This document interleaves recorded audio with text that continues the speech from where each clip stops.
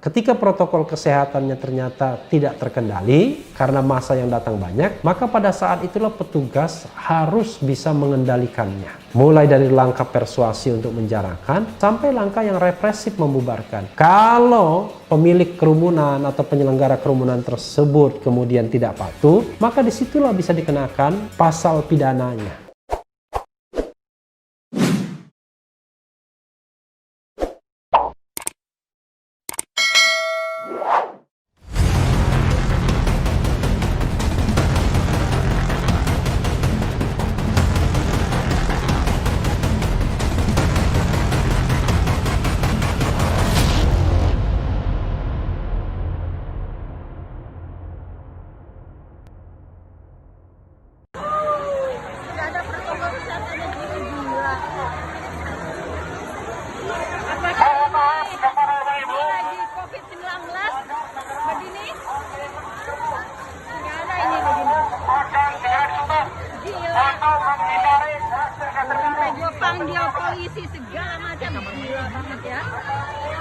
Assalamualaikum warahmatullahi wabarakatuh, Sobat RH sekalian.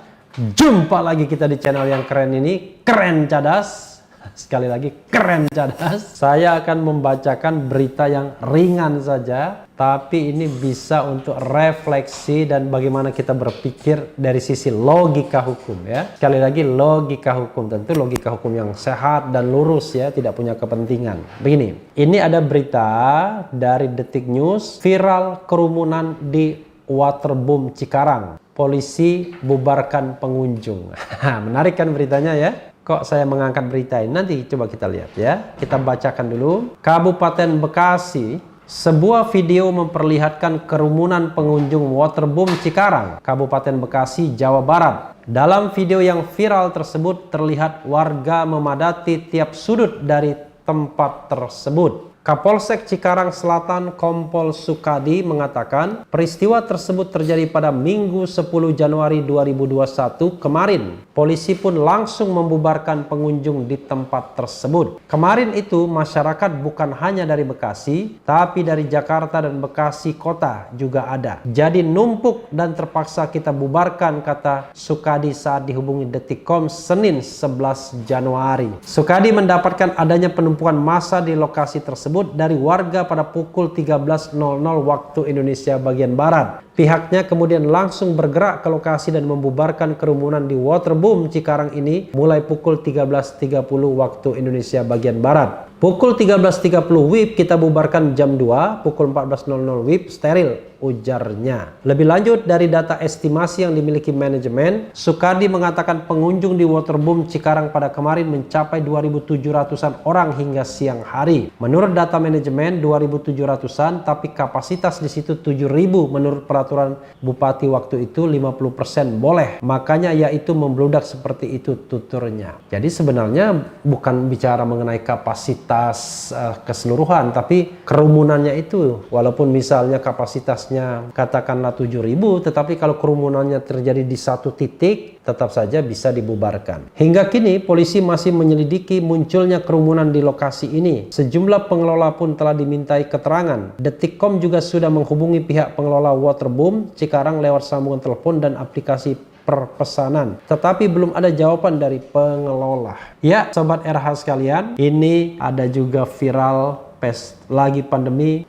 Lihat, lagi pandemi ada kerumunan pesta ulta di Tulung Agung. Jadi Sobat RH sekalian, sepertinya berita ini ringan saja, tapi saya ingin bicara tentang logika hukum. Sama seperti dengan Habib Rizik ya, terjadi kerumunan juga. Ketika terjadi kerumunan tersebut, Sobat RH sekalian, harusnya petugas membubarkan acara tersebut, kerumunan tersebut, atau yang lebih bijaksana adalah menjarangkan kerumunan tersebut, sehingga bisa diatasi potensi penyebaran COVID-19. Sampai di situ, maka sesungguhnya tidak perlu ada penersangkaan, tindak pidana ya, yang disangkakan kepada Habib Rizik misalnya. Kecuali tadi sengaja dipasang trap lalu dipersoalkan kemudian. Jadi pada saat itu baik di Megamendung maupun di Petamburan harusnya petugas menjarangkan kerumunan tersebut atau membubarkan sama sekali. Tapi bagaimana kalau misalnya tuan rumah melawan? Nah, kalau dia melawan atas tindakan petugas, maka pidananya adalah melawan petugas. Itulah yang dikatakan Profesor Mahfud MD, bahwa yang namanya PSBB itu tidak ada sanksinya. Walaupun ada satu sanksi kalau dia menghalang-halangi. Sanksinya itu, pidananya itu kalau mereka melawan petugas yang sedang ingin menegakkan protokol kesehatan. Tapi dalam kerumunan di Petamburan misalnya, ada petugasnya sebagaimana tertuang, tampak, terlihat, terpapar,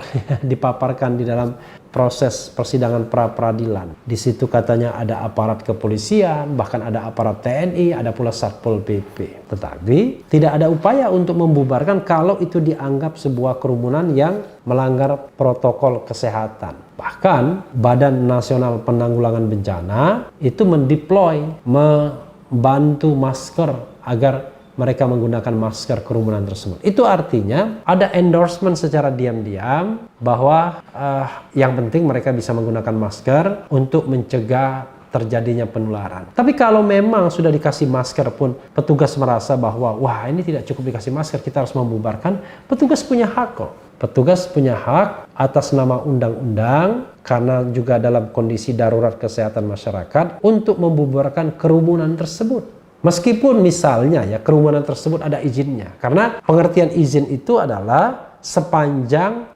mematuhi protokol kesehatan. Ketika protokol kesehatannya ternyata tidak terkendali karena massa yang datang banyak, maka pada saat itulah petugas harus bisa mengendalikannya. Mulai dari langkah persuasi untuk menjarangkan sampai langkah yang represif membubarkan. Kalau pemilik kerumunan atau penyelenggara kerumunan tersebut kemudian tidak patuh, maka disitulah bisa dikenakan pasal pidananya, yaitu menghalang-halangi atau tidak patuh upaya penyelenggaraan kesehatan masyarakat. Jadi logik ya Sobat Era sekalian. Nah sayangnya adalah waktu itu ada petugas mendiamkan saja, bahkan BNPB memberikan masker yang seolah-olah melakukan endorsement secara diam-diam. Tetapi setelah itu Habib Rizik dan 5 orang lainnya ditersangkakan karena dianggap melanggar protokol kesehatan. Tidak itu saja, Habib Rizik bahkan harus ditahan badaniahnya karena ditersangkakan juga pasal 160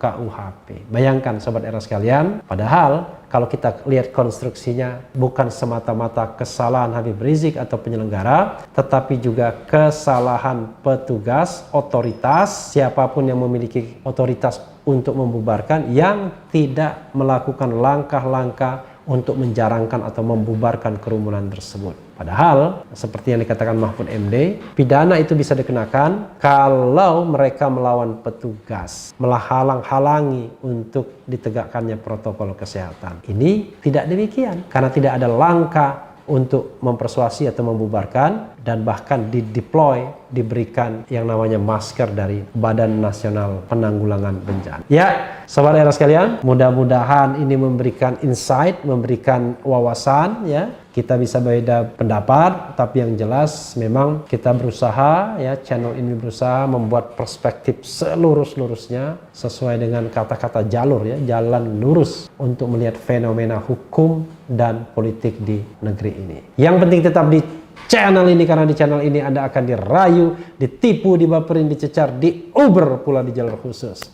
Karena channel ini adalah channel yang mengancam, memeras, dan membenci. Jangan lupa subscribe, like, comment, and share. Cheers.